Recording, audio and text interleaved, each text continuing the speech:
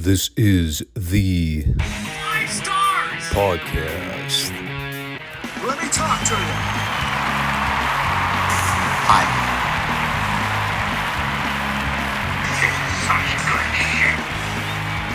So, what do you guys want to talk about?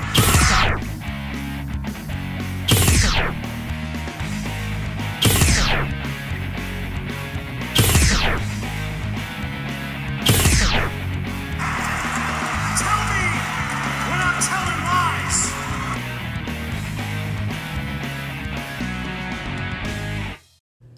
Thanks, guys. Back to you. This is another one of those shows where I forgot to pre-plan an intro.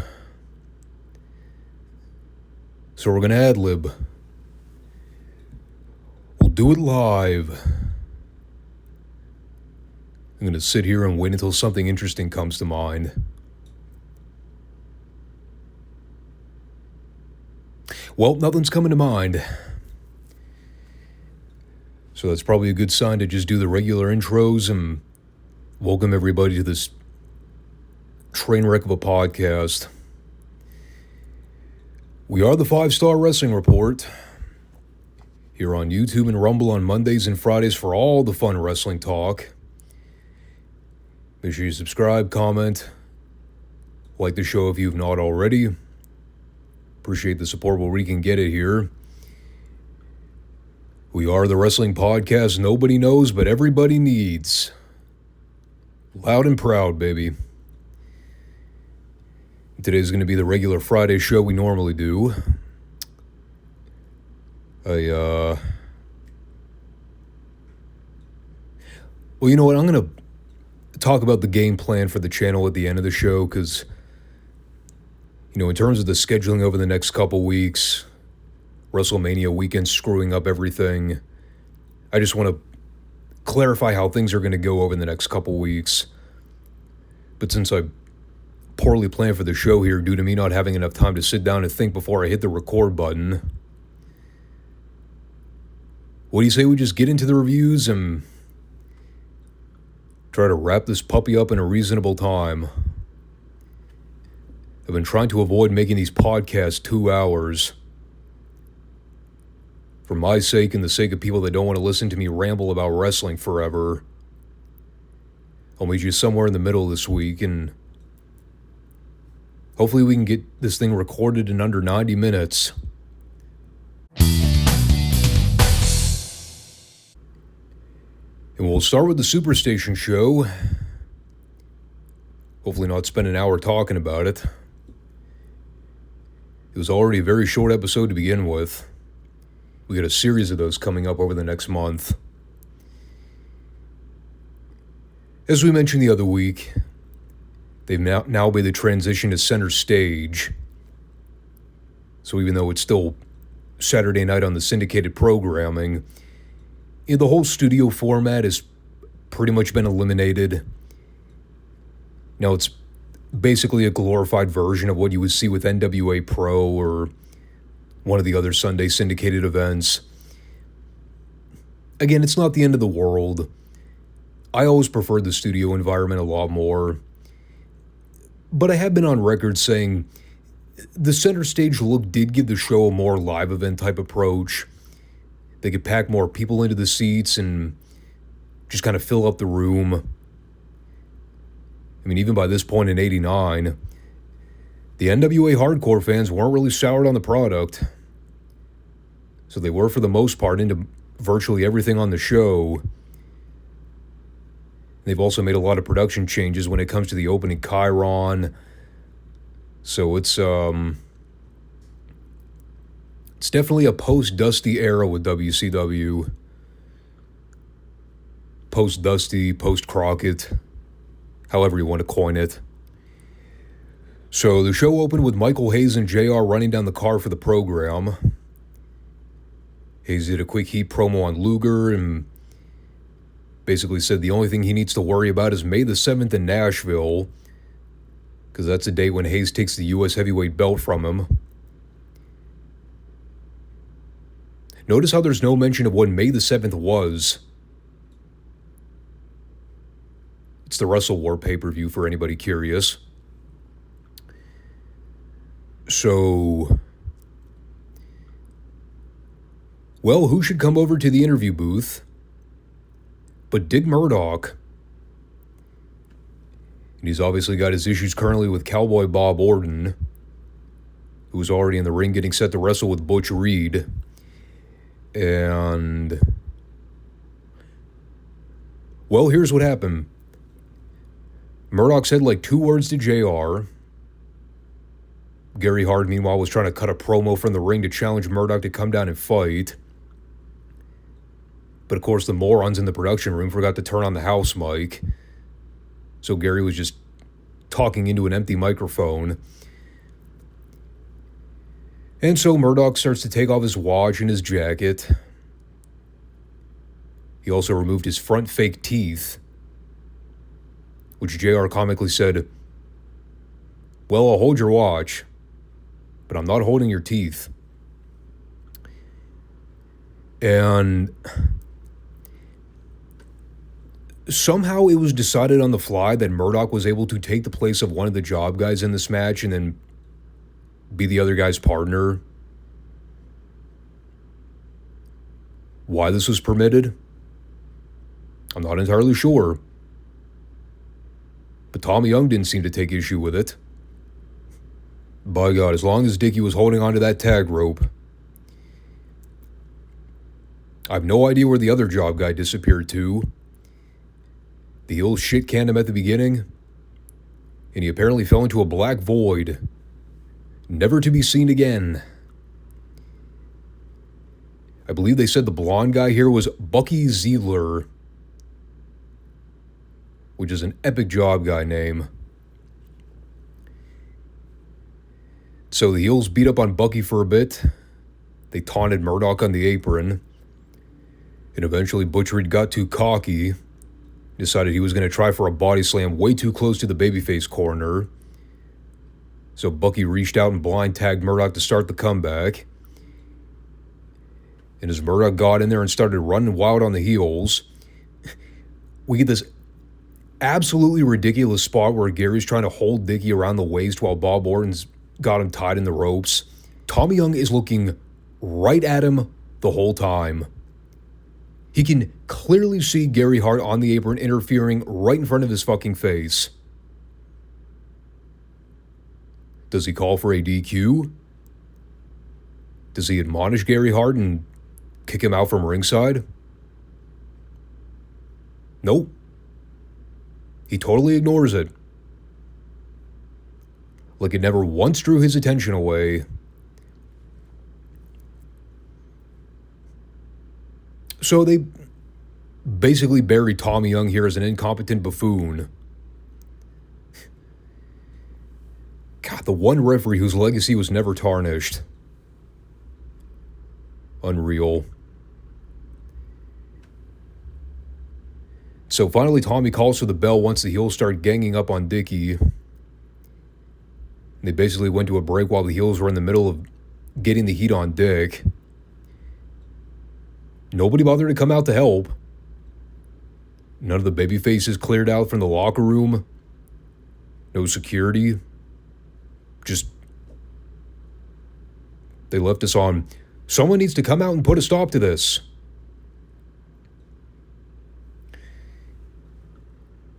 Well, in a previous era of WCW, that would have been no problem. That same thing were happening when Dusty was Booker. You'd have seen every top babyface run out to help. But this was the Jim Herd era, by God.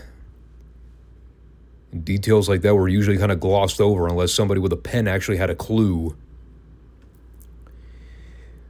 So then we return from break with the Stinger joining JR for an interview. No follow-up on the condition of Murdoch, by the way. He was apparently just mutilated off camera. No big deal. So, well, this segment became a train wreck rather quickly. It began with Sting putting over his new haircut and his recent spray tan. He was looking quite orange on this particular taping. Could have been the lighting. And he's doing the usual Sting promo we've all come to expect. And then Rick Steiner joins him and starts putting over Sting as a great champion. And you can obviously tell these guys are really good friends because they're just having a blast out there together, acting like crazy goofballs who had way too many extra shots of espresso. And as they're talking, the Iron Sheik and Rip Morgan interrupt. Yes, Rip Morgan is now the flag bearer for the Iron Sheik. Because someone apparently watched tapes from when Rip Morgan was the flag bearer for the Sheep Herders and said, well, he carried around a New Zealand flag for months. Why can't he carry around the Iranian flag?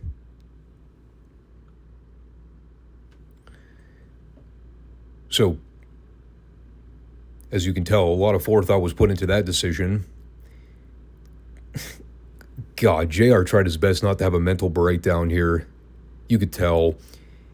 He was trying so hard to make logic of whatever in the hell was going on here. I still have no idea what was happening. The Iron Sheik basically challenged every American with a title on the roster to a match. Sting, Luger, and Steamboat being the obvious top 3 singles champions. And well, then Sheik and Morgan left. And Sting basically said, I'll fight the Sheik anytime, but I'm not playing with any Iranian dumbbells. Who ever mentioned one thing about the Iranian dumbbells?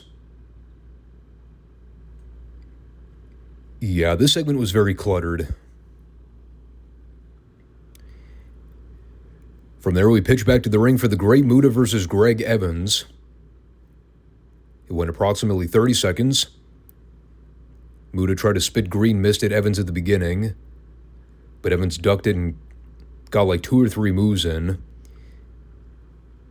then Muta cut him off with a spin kick, hit a backbreaker over the knee, and finished him off with a moonsault. And to the shock of absolutely no one, the evil foreigner was cheered massively for all the cool shit he did in this 30-second match. Who didn't see that coming?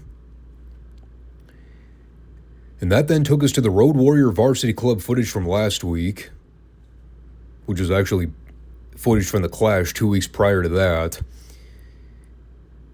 They had shown the film of the Road Warriors getting screwed out of the World Tag Titles, thanks to Teddy Long doing a fast count and fucking over the baby faces. And so we get this pre-tape promo with Hawk and Animal where they tell us that they've been doing a lot of thinking, which is never a good thing when Road Warriors have to do a lot of thinking. They've been thinking about the Varsity Club and the kind of revenge they plan to seek in order to get even for what happened at the Clash. And Animal basically said that there's not a wrestling commission, referee, or all-American varsity team on the planet that can stop the Road Warriors from beating up whoever they want. You know, and Hawk basically reiterated everything Animal said here. There's never been a tag team in wrestling that's been able to match the Road Warriors. And they're not going to let it start with the Varsity Club. It was surprisingly a very dry promo for the Legion of Doom. I mean, they were still fiery here and showed a lot of passion. But in comparison to most LOD promos, I mean, they just kind of basically vowed they'd beat the shit out of the bad guys and take their belts back. Didn't really have much to say about Teddy Long, which is odd. I mean, he was the primary reason why the heels left with the belts in the first place. But Hawk and Animal are more fixated on Dr. Death and Mike Rotunda. I am still wondering how they're going to rationalize Teddy going from a heel referee to a heel manager at some point this year. do they actually bother to explain it, or do they just pretend like the heel ref thing never happened? Who knows? It's probably the same amount of effort they put into thinking about Randy Rose's return to the NWA. So last week, he wrestled Jack Victory in a grudge match, where in the finish saw Paul Heyman crack his phone over the back of Randy's head so Jack could steal the pin. So 1 week later, they run it back again. It's not much better than the match they had last week. And of course, lest we address the giant pink elephant in the room here, who is the assigned official for this match? Well, none other than Theodore R. Long, of course. Yes. The same referee that we literally just saw fuck over a pair of babyfaces in a sanctioned title match on live television. Not only was his referee license not immediately revoked, but here he is just randomly officiating another TV match. Like, none of that shit just happened. And to the shock of literally nobody, they get to the finish where Paulie tosses Jack Victory his gimmick phone, but then Randy Rose cuts him off and teases he's going to use it on Victory. And as Teddy and Randy are fussing over the first phone, Paul throws another gimmick phone to Victory, who then clocks it over Randy right in front of Teddy Long. And Jack Victory gets his second pinfall win over Randy Rose in 2 consecutive weeks.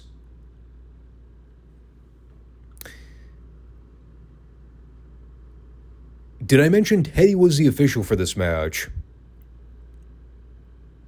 So here's a query.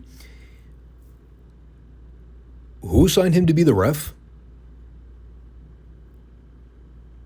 Did the board of directors just forgive Teddy for what he did at the Clash? Did they just assume he was going to call every match straight down the middle from here on out? None of this makes any sense. And Randy Rose continues to be booked like the biggest geek on the roster. I still don't believe he's won a single match in any of his feuds. Other than studio squashes with Dennis, he's basically been a glorified jobber. This,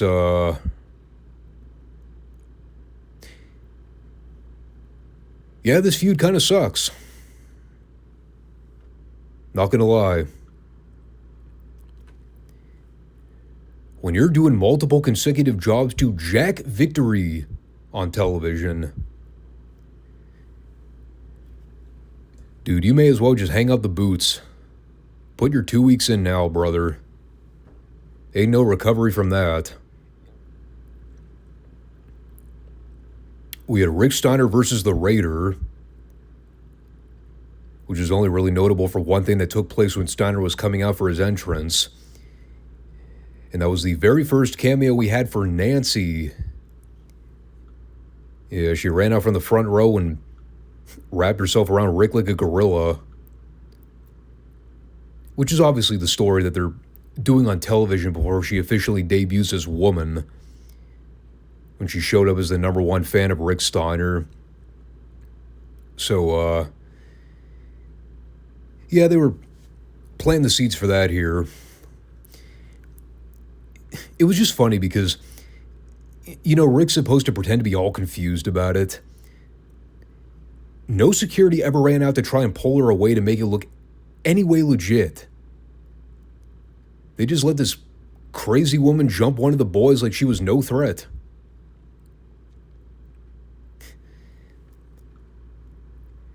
I mean, I hate to use the cliche, but if this were real,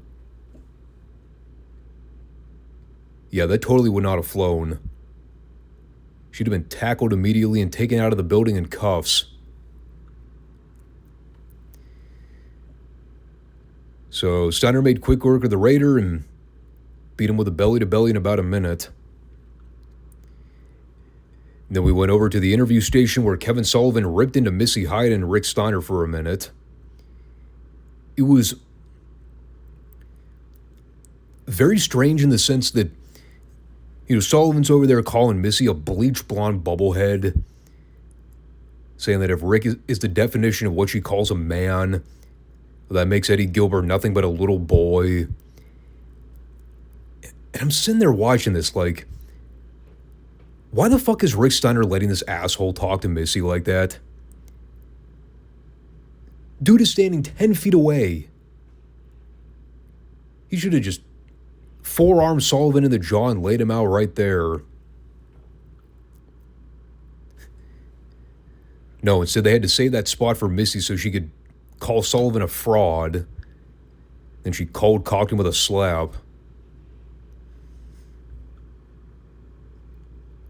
Oh, and Missy's delivery was absolutely horrible, by the way. It sounded so artificial.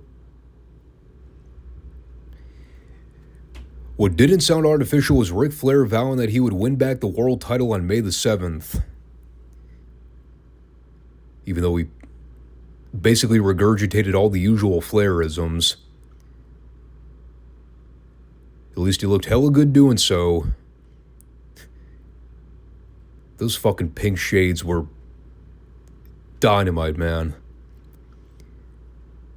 Only Flair could get away with wearing pink sunglasses to cut a heel promo. It's like Dusty and the Polka Dots. Anybody else totally would have killed their career. But because it's Dusty, he managed to make it work. And that is Ric Flair in pink shades. Well, Bret Hart could pull it off to an extent. Those are the only two.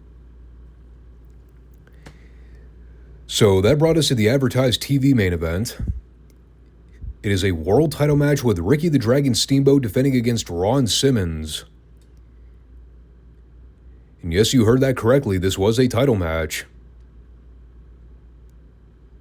As we've heard Ricky say numerous times, even though he's still got his issues to settle with Flair over the belt, he still wants to answer the challenges of all the other worthy contenders. Apparently, Ron Simmons was one of those contenders. And while this was technically a babyface versus babyface match on paper, Simmons was definitely being more assertive here and kind of foreshadowing a heel run for later on in the year. I mean, he was definitely more assertive than what we were accustomed to seeing previously. It was still a real solid match. Definitely not a great title match. I wouldn't go that far. But it was a nice, solid little TV main event. Crowd was into it. It was all Ricky trying to overcome the power game from Ron. A couple spots where Ron was being really aggressive and shoving Ricky down, but, again, not in an unprofessional sort of way. I think JR tried to sell it like he was running on adrenaline because it was such a high-stakes match. And that's believable. Ricky got some nice shine at the end. Simmons tried for a left-arm clothesline, which Steamboat turned into a grapevine and then managed to stack up Simmons for the 1-2-3. Again, nothing to really complain about here. I definitely would say that Simmons was overdue for a heel turn by this point.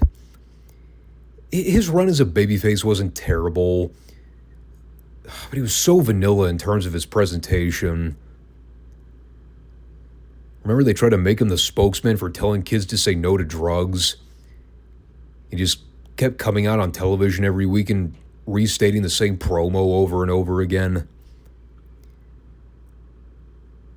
Once they paired him with Butch Reed, that's when I think Simmons really started to come out of his shell and figure out his own personality. He could already cut a halfway decent promo by this point. He was always a strong talker, but just in terms of giving him that extra boost to make him somebody worth caring about in the long term. The heel run with Reed was absolutely right timing. Elsewise, he was just going to keep spinning his wheels as a mid-card babyface. And that wasn't going to serve him well in the long haul. I mean, look at the guy. He had world champion written all over him. Speaking of things that didn't serve people well in the long haul, the booking of the Midnight Express over the last 3 months. You want to talk about beating guys into powder and just giving fans all sense of hopelessness when it comes to them ever mattering again. Hey, you know for a fact that Jim Cornette was thinking that around this time. Lord only knows he's ranted about it on his podcast numerous times. So, if you look back at history, this was a pretty famous JC promo. If you know your Midnight's history well enough, you have a good sense of what was going on behind the scenes around this period in '89. And I'm not going to get too bogged down with the details. I mean, Jim's recounted this topic so many times on his podcast. They were sick of Jim Herd. They were sick of being beaten into powder and made to look like a lesser important tag team in the company. And this was already when their contracts were about due. They basically made their minds up that they wanted to leave the NWA. But JR managed to convince them to re-sign another deal when the news broke that they fired George Scott. And, you know, at the time, there seemed to be a genuine interest with the first real booking committee to actually treat the Midnights like a top tag team again. And you're obviously talking about names like Jim Ross, Kevin Sullivan, guys that Cornette had a good relationship with and actually knew they were valued as a commodity to the product. And so the two Jims basically sat down and said, well, here's the deal. You know, we got some other short-term plans in the works right now. I think they were going to go work for Bill Dundee in Florida around this time and do some dates there. We've already talked about Bobby Eaton being really beat up physically around this time. I think Cornette was about to go on his honeymoon with his then first wife. So they basically laid everything out on the table, and the deal was the Midnights need some time off to give the people a break, try to get them to forget about the way they've been booked into oblivion for the last 3 or 4 months. So they settled on negotiating a deal for the summer to have them re-sign and come back fresh after they've had some time off. And of course, you still had Jim Herd overseeing everything, so it wasn't all rainbows and lollipops as we would come to find out. But this is the famous pre-tape where Cornette told the people that they're taking a break for the time being. He said the Midnights haven't been 100% in a very long time. Bobby's been dealing with some nagging injuries since early January, which is true. 4 years ago, they made their name in wrestling by taking on the best competition and cementing their legacy among the all-time greats. Over the last several months, they've been scraping the bottom of the barrel just to try to hold on. And JC even said here, the people have been very supportive of the Midnights for a long time, but the truth is the Midnights never made their reputation off being nice guys, and they've kind of let their guard down recently. So they kind of have to return to form. And whether the fans like them or hate them, they're not going to come back and wrestle until they can be the best version of themselves. And that's pretty much where he left it. It was actually a really good balance between work and shoot, where a lot of what Cornette was saying here was truthful. You know, at the same time, he's not getting into work shoot styles of promo where he's bitching about the office and complaining that the promoters are intentionally holding them down and abusing their power. And obviously Cornette would have known better. That shit would have never translated on television. even if that was exactly what was happening. It was a very well thought out promo delivery where he just was very honest with the fans. And looking back, this was probably best case scenario for Bobby, Stan, and Jimmy at the time. Even though their comeback story wasn't exactly what they may have intended, because things definitely didn't get better for the Midnight Express when they came back in the summer. But at least for the time, it's probably what needed to happen. I mean, they were essentially running on 4 years of hectic scheduling and never really having a break per se. There was a bit of a burnout factor for all parties involved, fans included. So, I mean, even if it's sad that we're not going to see the Midnight Express on television for a while, at least it's going to give us a chance to sort of overlook their previous bad booking since the Chi-Town Rumble fallout. Honestly, even dating back to some of the stuff post-Starrcade. And that left us to close things out with Lex Luger versus Tom Branch. Short little TV squash. God. Looked like a Greek god wrestling a baked potato with arms and legs. And he still managed to get the fucker up in the torture rack. Then after Luger made quick work of this jabroni, he went up to confront Hayes at the interview booth. Told him he's been listening to him run his mouth for an hour now. They don't have to wait until May the 7th to fight. They can do the deed right now. And after some back and forth jousting on the stick, they end up brawling to close the show out, which the crowd went nuts for. And it was a decent little street fight. I mentioned before, I had no memory of Luger and Hayes ever working a program in '89. I remember the Steamboat Luger feud vividly. Hayes and Luger not so much. But I don't entirely hate what they're doing. I mean, on paper, the match doesn't look all that appealing. I think it's just the problem of me knowing what's coming with Luger down the pike. I don't know. Him doing this short-term babyface run as a U.S. champion just seems like placeholder until they end up turning him over the summer. But that's how they rounded out the show this week. Again, it's a very compact episode. It's an hour of semi-studio wrestling, which had more of a house show or live event characteristic to it. Center stage looks great. Don't get me wrong. But I just have such fond memories of the old Atlanta studio on Techwood Drive. The adjustment's going to be hard to get into out of the gate, even if the crowd environment is much hotter. But they're obviously pushing Wrestle War as the next big event. Really not much follow-up in the announcement of what's happening with the Flair Steamboat title match. The ringside committee stuff, who's going to be part of it. They just kind of left that hanging this week. But they got some time. So we'll see how they fill in the gaps over the next few weeks before the pay-per-view.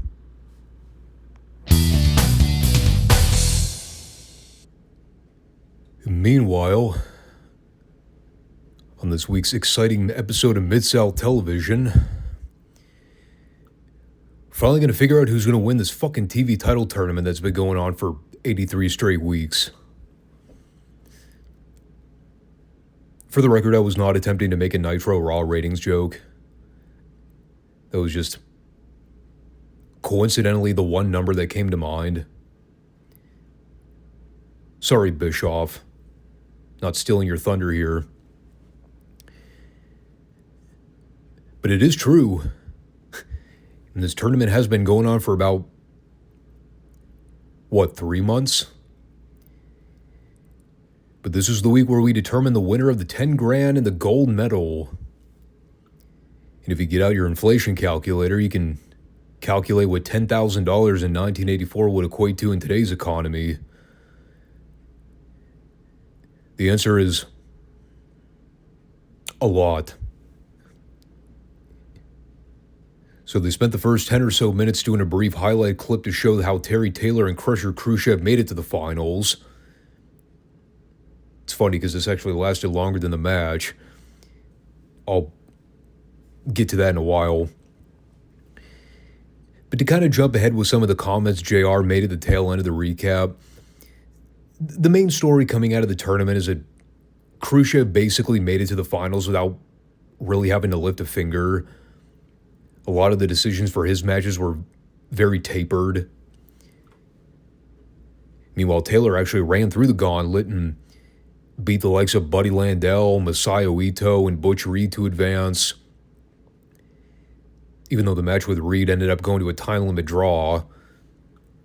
When they tried a rematch it the following week, Reed had gotten himself disqualified from the tournament when he tried to cheap shot Taylor with a coal miner's glove.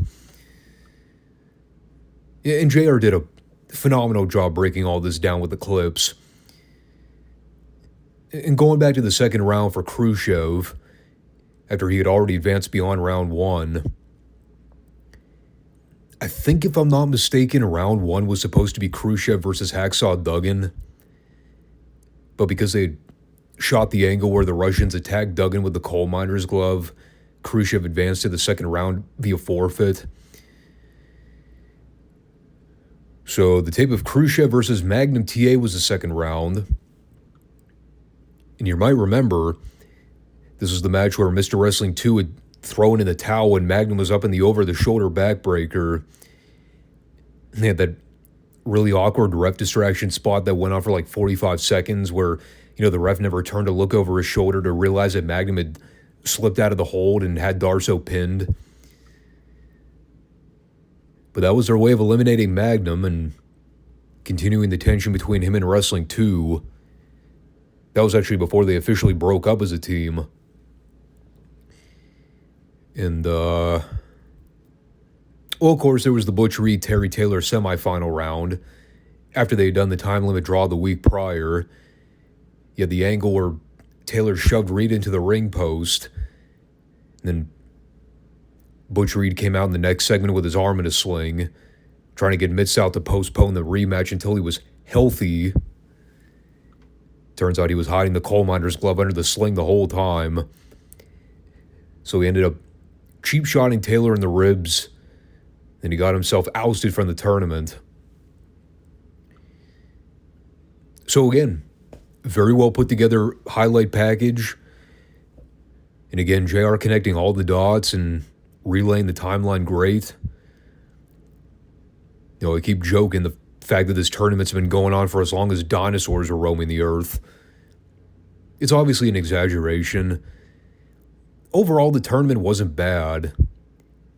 It was actually very well booked, even if there were a lot of moderations with some of the rounds along the way. Again, though, going back to the main gist of how we got to the finals, the idea is Khrushchev didn't really deserve to make the finals, given how both of his rounds ended in heavy controversy.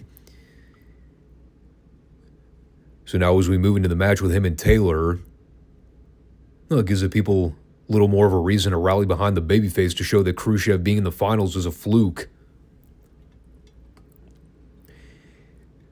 So we come back from break and dive right into the match.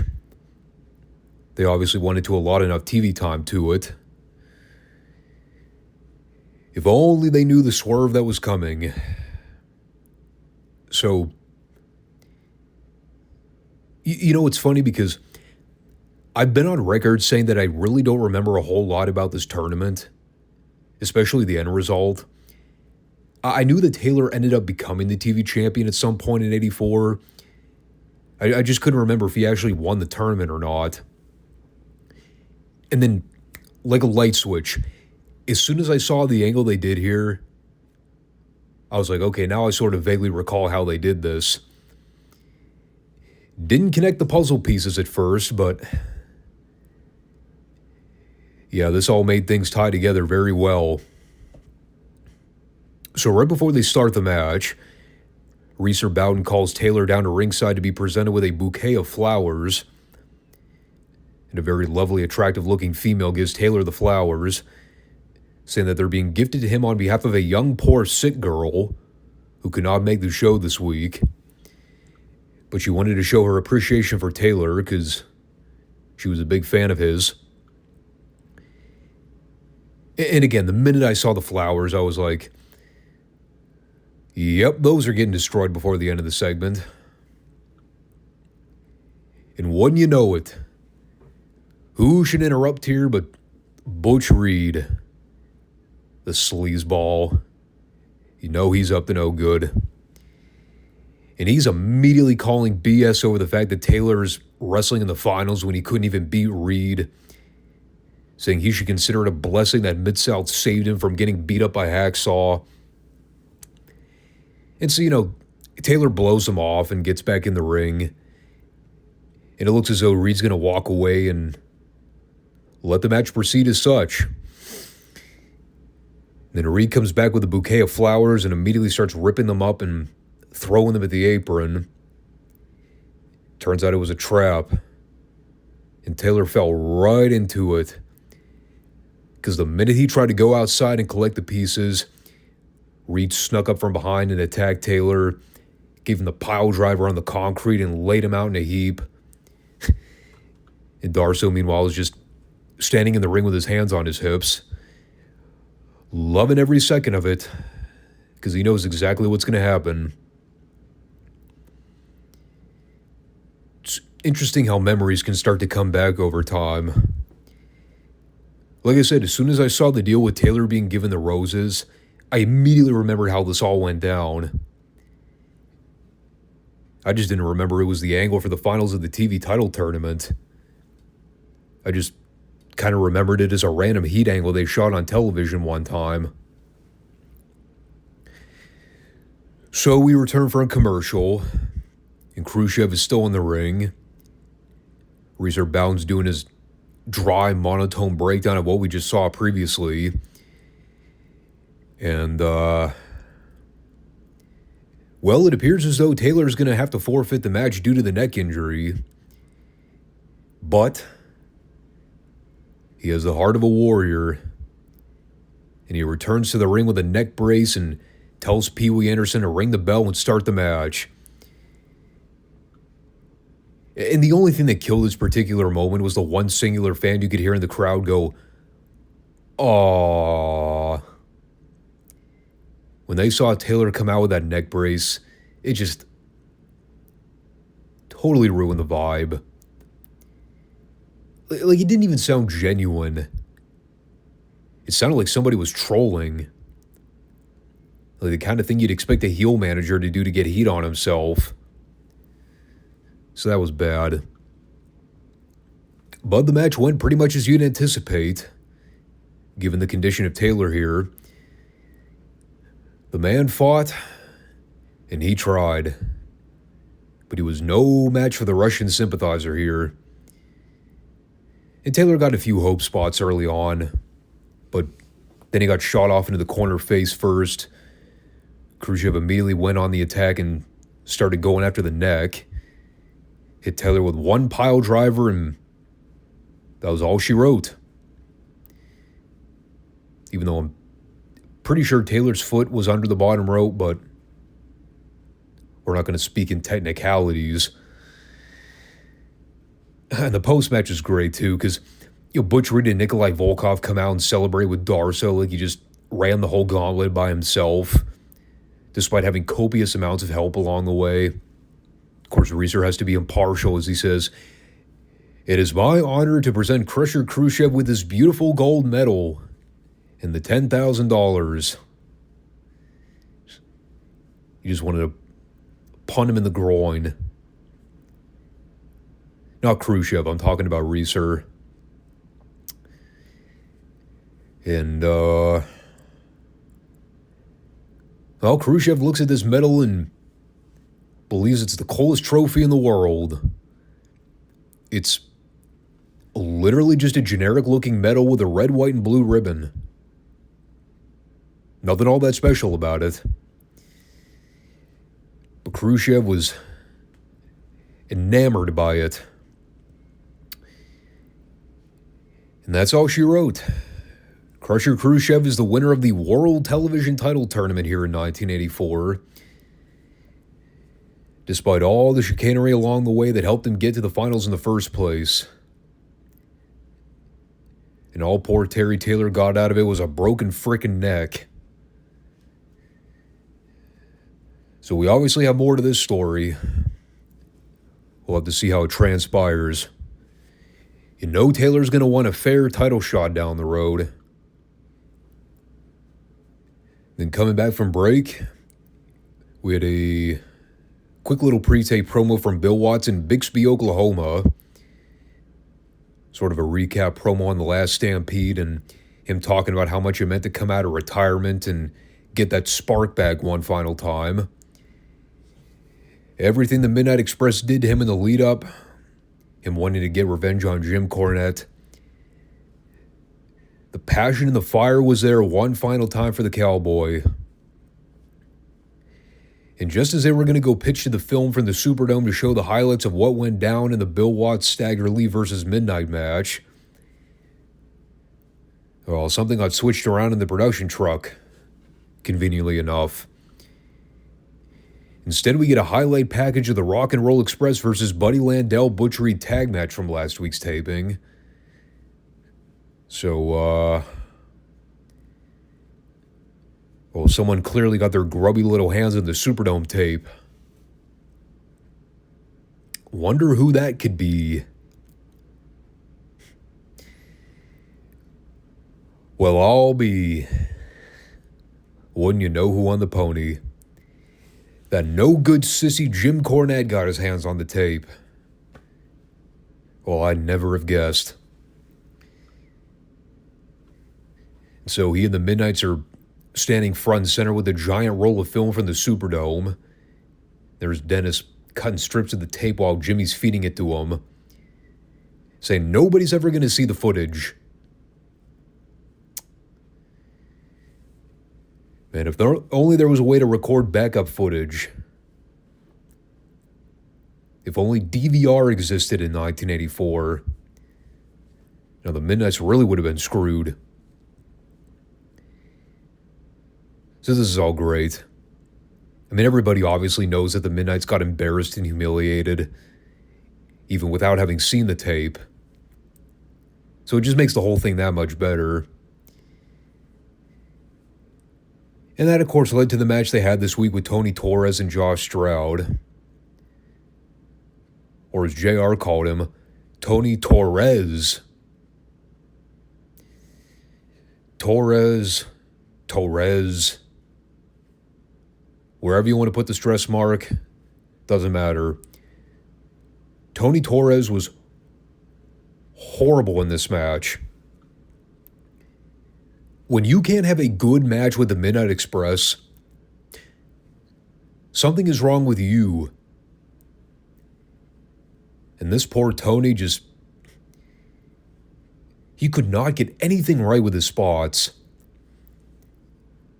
At one point, Dennis tried to knee him in the gut when Torres was coming off the ropes, but they got so tangled up that Dennis just stopped and looked at him for a minute like, dude, what the fuck are you doing? So he finally tagged out, and things sort of got better with Stroud momentarily. Dennis dropped him with a brainbuster. They did some quick tags at the end and eventually went over with the heart attack.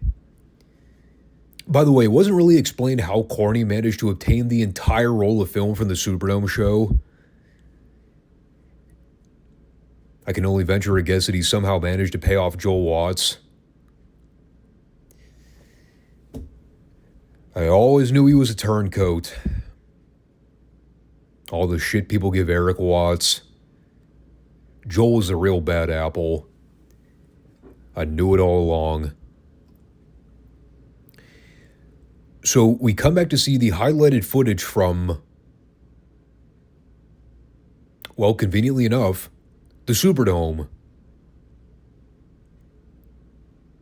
So apparently they did have a backup role. Courtney must have stolen the decoy. And this is where we saw the edited highlights of the Mr. Wrestling and Magnum TA North American title bout. We know the heat between these two has been brewing for months now. And Magnum's been patiently waiting for his chance to not only get his hands on Mr. Wrestling for everything he's done to him.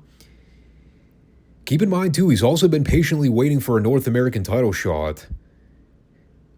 I mean, he did have a contract for a match with JYD months ago, and then he turned it down. Unfortunately for Magnum, this did not pan out the way he wanted.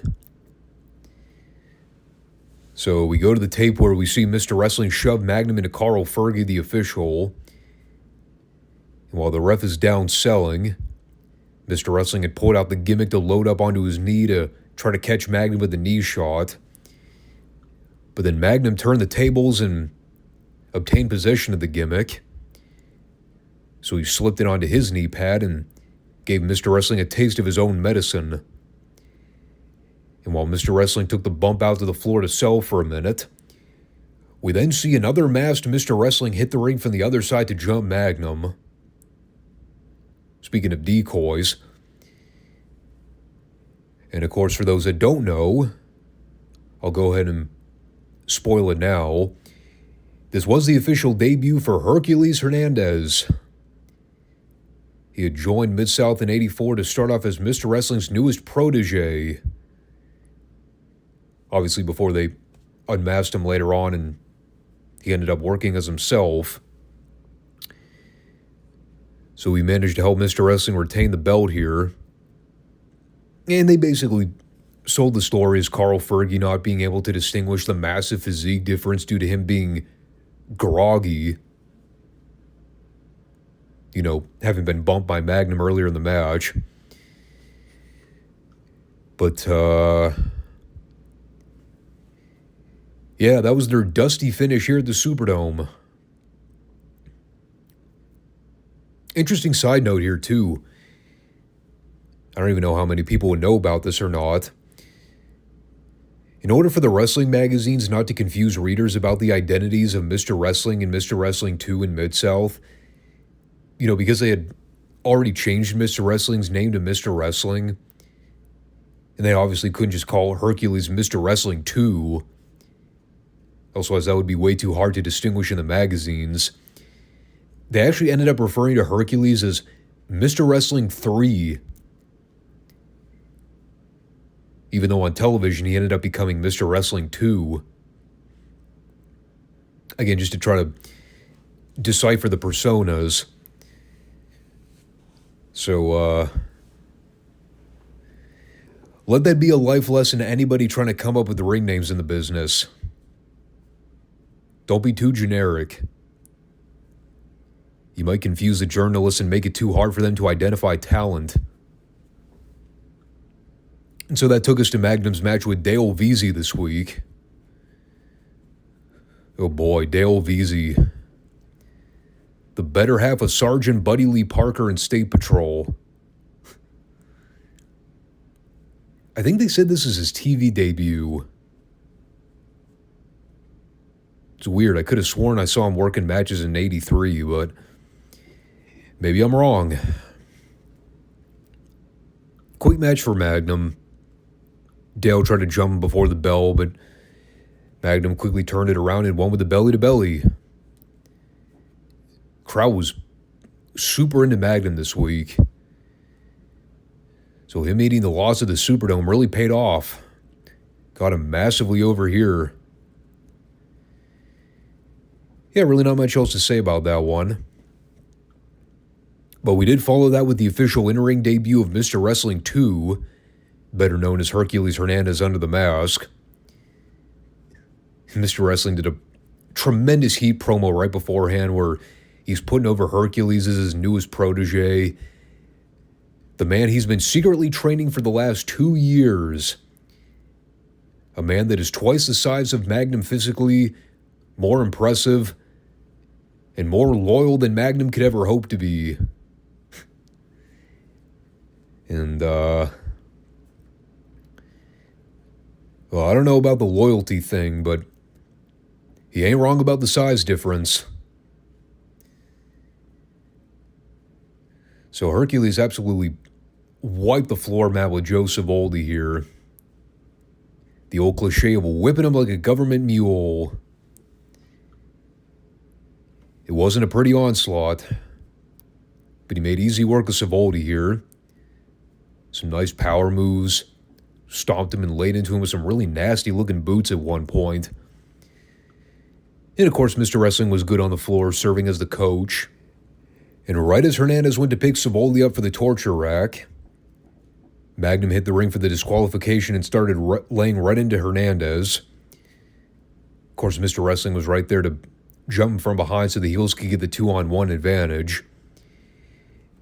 And as Magnum's getting worked over, who should run out to make the save but good old Stagger Lee? Yeah, he was hanging out in the building this week and said, I'll make a nice little cameo for the Irish McNeil fans. Been way too long. So, of course, they run off the heels, and that was how they closed out the show this week. Kind of a tainted finish for Hercules' first match in Midsouth. I don't know why they couldn't just have him get a clean win in his debut, but whatever. It was a hot close. Crowd enjoyed seeing Stagger Lee back. And overall, I thoroughly enjoyed the show this week. There really wasn't a whole lot to say about it outside the TV title tournament stuff. You know, not a blow-away show, but it was solid. You know, again, the TV title tournament finals came off well, even if we didn't really get a quality match between Taylor and Khrushchev. But it was more about the heat angle on Taylor and trying to help drum up sympathy for him in the future. And again, he also had the debut of Hercules Hernandez, which helped to gain a little bit of intrigue back in the Magnum Mr. Wrestling 2 program. Or, I'm sorry, Mr. Wrestling Magnum TA program. Gotta get that name right. You know, the run as Mr. Wrestling 2 for Hercules didn't last a whole lot of time, but as an introductory gimmick to get him involved in some higher profile feuds from right out of the gate, I actually thought it was a good utilization of Hercules early on. I still always enjoyed his work with Cornette and the Midnights more, but that's personal preference, I guess. Again, not a memorable show, but still plenty of enjoyable content this week.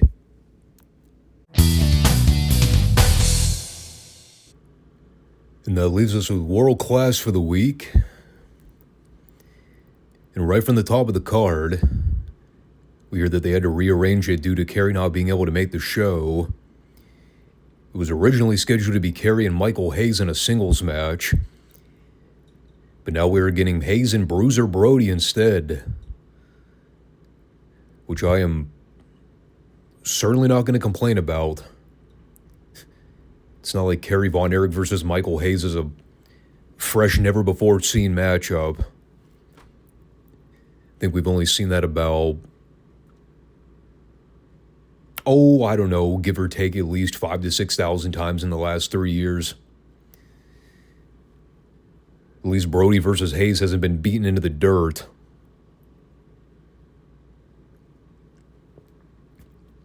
Before we get into the featured matches on the card, let's talk about some of this prelim stuff first. The opening bout was Steve Regal versus Steve Simpson. But before the match, we had Mark Lawrence inform us that Mike Von Erich asked for this time to speak to the Sportatorium fans, at which point my ass cheeks immediately clenched. It was like, oh dear God, Mike Von Erich is going to talk. Hold on to your seats, people. It's going to be rough. And Lord knows it was. So, I'm just going to summarize what he said here. I'm not even going to try to make a snide comment. I could, but it's not even in good spirit. It's like talking down to a young boy with autism. Just way too sensitive to even touch the topic. The promo was horrible, but he pointed out the doctor that helped to save his life last year. He and his family were in attendance for the show this week. The youngest girl's birthday was that day, so, it's supposed to be this warm, heartfelt moment for all the fans. And albeit it kind of was, even though Mike blanked on who the young girl's name was. He had one job. It's just, the more I go back and watch footage of Mike Von Erich, the more I'm starting to think he was kind of on the spectrum. A lot of the signs are there, if you know what I mean. In any case, Regal versus Simpson. Good little basic match. It's weird. As I'm watching Steve Simpson here, a random thought popped into my mind. As highly unbelievable as it was for me to buy that Lance Von Erich was an actual relative of the Von Erich family tree, myself and the majority of the Sportatorium fans, I actually kind of thought that Steve Simpson could have pulled off being a fake Von Erich. Go back and look at a picture of him sometime. Visually, he had the hair, the clean-shaven babyface look. I mean, he didn't facially resemble Kevin or Kerry all that much. Neither did Lance. No, but physically, he had more of an impressive look than Lance. If they really wanted to, I think they could have easily pulled off a kayfabe Von Erich with him. And I think the people would have bought it. He definitely translated with the fans as an underdog babyface. Why not? It's not like the current Lance Von Erich was lighting the world on fire. Should have gone with Steve Simpson as Lance instead.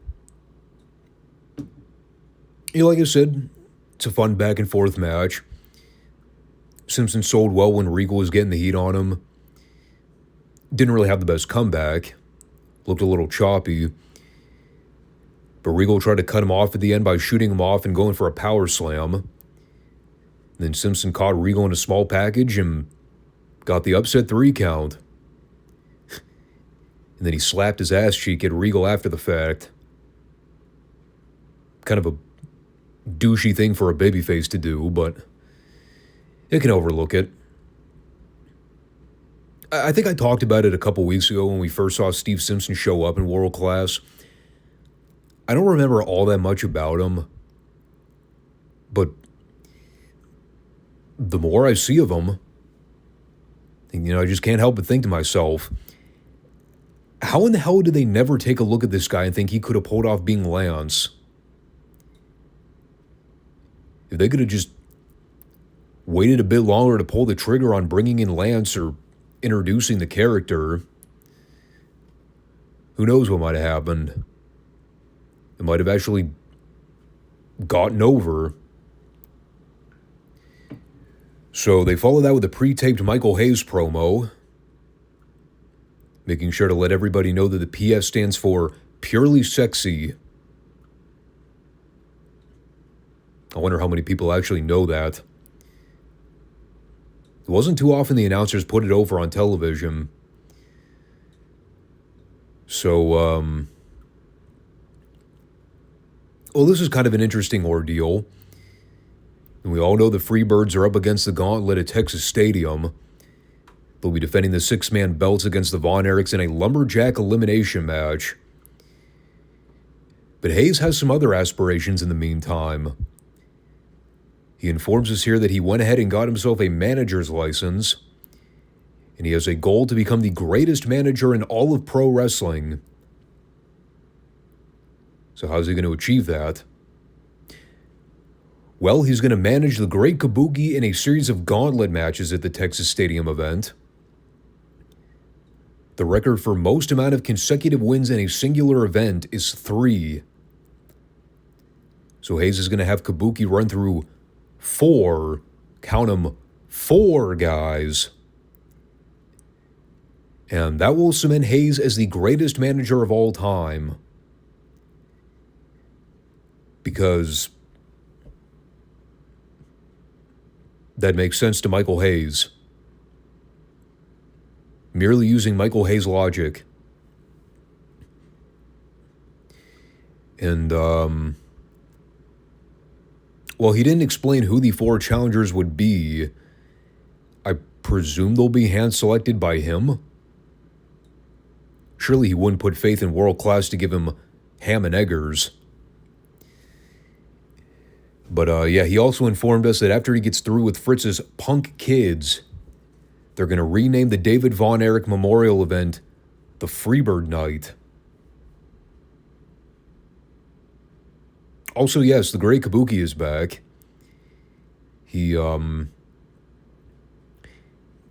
His explanation for wanting to manage Kabuki is that he's been undervalued in World Class for years, which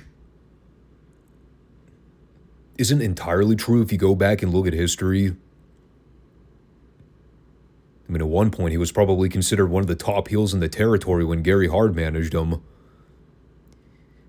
I guess in recent years, he has been sort of devalued. Just kind of comes with the territory of phasing guys in and out. I mean, I don't even remember the last time we saw Kabuki in Dallas. It's been a while. So that's what Hayes has slated for May the 4th. In addition to having to defend the 6-man belts, he's also going to try and become the greatest manager in wrestling history. It's a pretty busy night for Hayes. Hope he doesn't overextend himself. And we had Rick Rude in a non-title match with Mark Youngblood. Other than the 3 consecutive monkey flip spots Youngblood gave to Rude here, it was all pretty much Rude on offense throughout. I don't really need to inform you of all this, but Rick Rude, he was quite jacked. There was a spot at the beginning here where he pried away Youngblood's hands during a waistlock attempt. Dude, the fucking veins on his upper biceps. I was like, how do you even grow veins there? Some people might find it gross, but it definitely stood out. And yeah, people are going to immediately point the finger and say, steroids. Well, hey, you know what? If you diet properly and work out efficiently, it's not all bad. I don't condone the use of steroids personally. You know, at the same time, I'm not going to sit here and say it's the devil's drug. Performance inhibitors are exactly what they're advertised as. It's when you abuse them where the problems come in. So if you're going to do it, be smart about it. Rude went over with a DDT. Again, we're still waiting on the announcement of who his challenger is going to be for Texas Stadium. The fans have at least several more weeks to send in their votes to pick Rude's challenger. One can only hope it won't be Mark Youngblood. I'm still holding out hope it's Brickhouse Brown. And that led us to the first of 2 featured TV main events. A very unique tag team setup here. It's the Missing Link and Lance Von Erich teaming up to face Buddy Roberts and John Tatum. We were told beforehand that Missy Hyatt went shopping. Therefore, she would not be at the building this week to be in Tatum's corner. Even though Sunshine claimed that she has plenty of eyewitnesses to confirm the fact that Missy showed up with Tatum to the building earlier in the day. So, something conspicuous was happening with Missy. Yeah, as I noted, different kind of matchup here. The heels ended up working over the missing link midway through after Lance got the flurry of offense going. There was a very clunky spot where Lance went to try to give the heels a double bonk and just totally fucked it up. Link ended up getting the hot tag and doing about 47,000 headbutts, which was basically 95% of his offense. And some other stuff happened in between. It kind of looked like Buddy may have injured his left arm trying to come off the middle rope with a double axe on a Link. I mean, he was really favoring his arm in the final minute of action. Lance ended up tagging in and then coming off the top onto Buddy with a crossbody, wherein we saw Tatum run in and accidentally stomp on Buddy's bad arm afterwards, which probably did not help the matter any. It is entirely possible he was just selling, but I don't know. Kind of looked legit.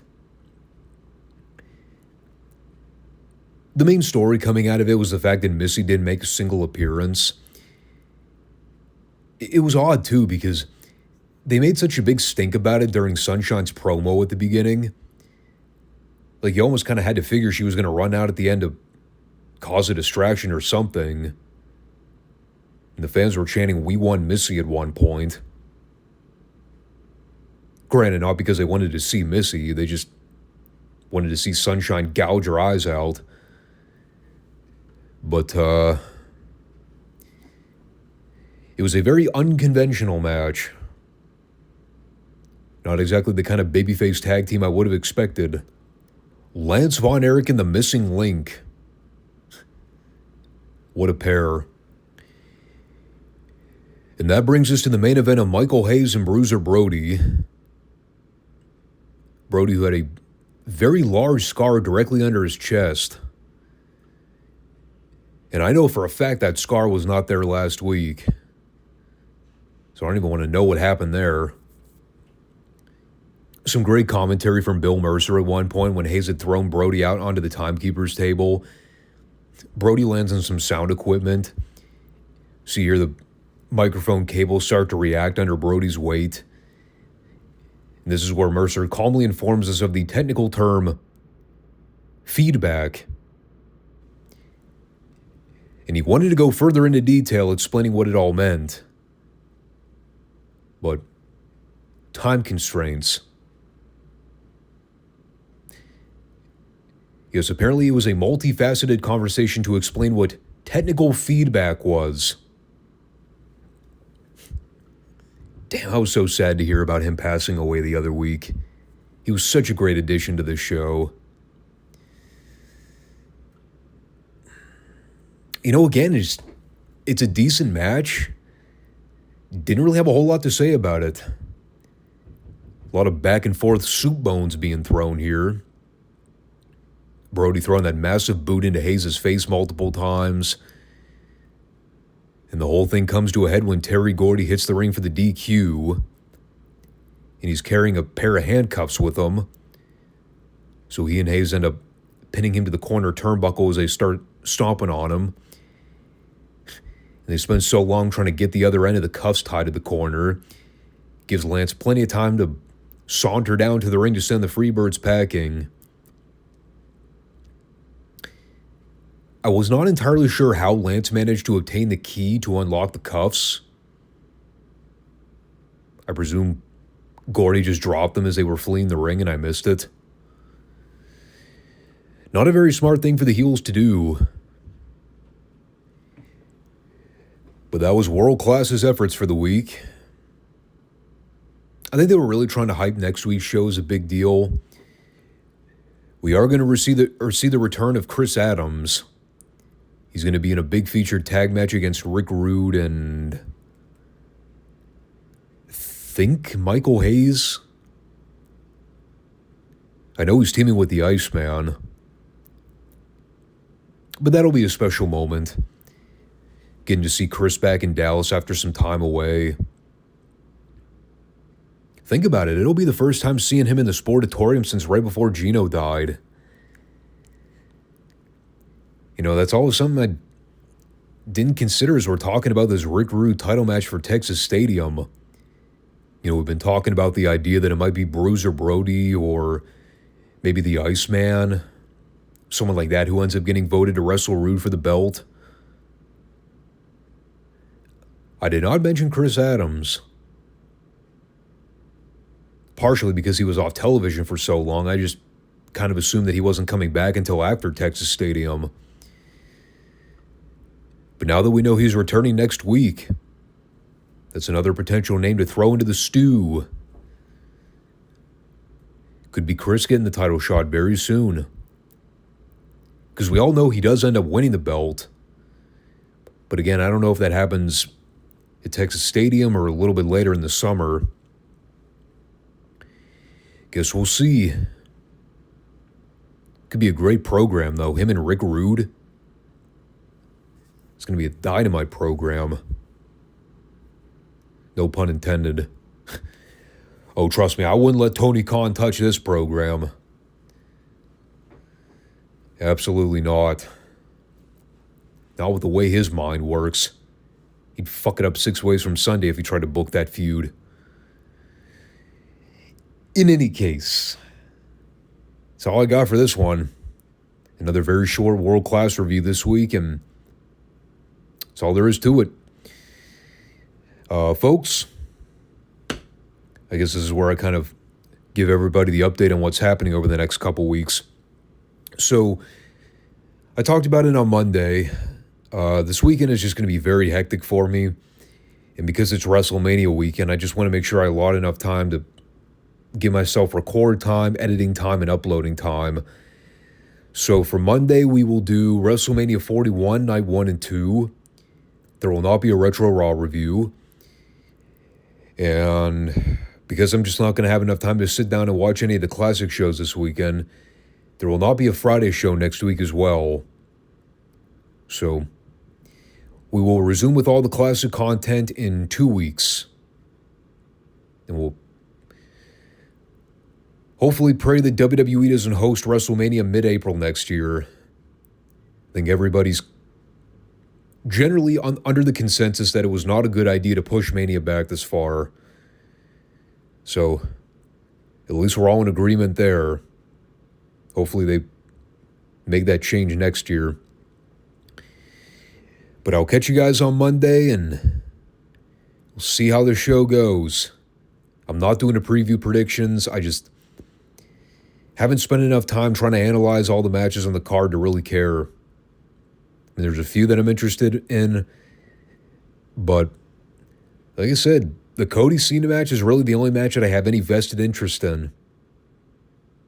There's the three-way with Rollins, Reigns, and Punk that could be interesting if Paul Heyman sides with Seth. And I think it's kind of all about the fallout there.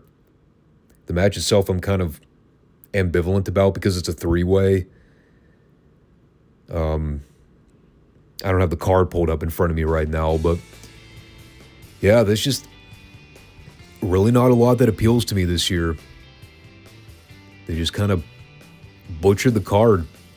Well, they didn't butcher the card, they butchered the build-up because they put a lot of stuff off for so long, and there was so much time in between the Chamber and now. I think a lot of feuds have just cooled off.